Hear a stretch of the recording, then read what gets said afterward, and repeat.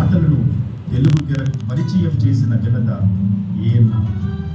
ఇలా చెప్పుకుంటూ పోతే ఎన్నెన్నో ఇంకెన్నో మరెన్నో. ధర్మపత్ని సినిమాతో ప్రారంభమైన ఆయన సినీ ప్రస్థానం మనం వరకు నిరాటంకంగా సాగింది.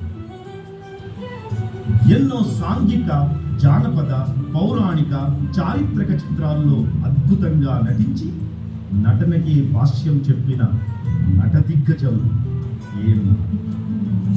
ఎప్పుడు ఒకే తరహా పాత్రలు కాకుండా ఎప్పటికప్పుడు వైవిధ్యమైన పాత్రలతో ప్రేక్షకుల మదిలో చిరస్థానం సంపాదించుకుంటారు. ఎలాంటి పాత్రలోనైనా ఒదిగిపోవడం, తన నటనతో పరిపూర్ణత తీసుకురావడం, ప్రేక్షకుల నీరాజనాలు అందుకోవడం ఆయనకు మామూలు.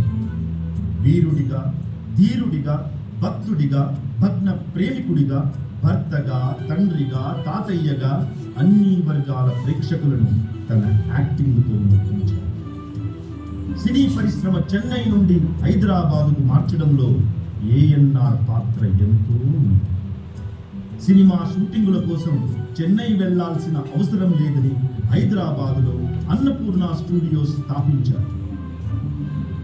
అదేవిధంగా ఎంతో మంది నూతన నటీనటులను, సాంకేతిక నిపుణులను సినీ పరిశ్రమకు అందించడానికి అన్నపూర్ణ ఫిలిం అండ్ మీడియా కళాశాలను స్థాపించారు.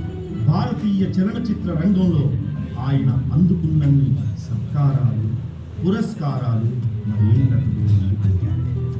భారత ప్రభుత్వం నుంచి దాదాసాహెబ్ ఫాల్కే అవార్డుతో పాటు పద్మశ్రీ, పద్మభూషణ్, పద్మవిభూషణ్ వంటి ఎన్నో పురస్కారాలు ఆయన ఖాతాలో నుంచి. నేడు ఆ మహానటుడి శత జయంతి ఉత్సవాన్ని అన్నపూర్ణ ఫిలిం అండ్ మీడియా కళాశాల, అదేవిధంగా ఔత్సాహిక నటీనటులైన యాక్టింగ్ డిపార్ట్మెంట్ విద్యార్థులు జరుపుకోవడం చాలా సంతోషదాయకం. ఆయన ఈ లోకాన్ని విడిచి వెళ్ళిన ఆయన సినిమాలతో ఇప్పటికీ ప్రేక్షకుల మదిలో కొలువైన ఏఎన్నార్.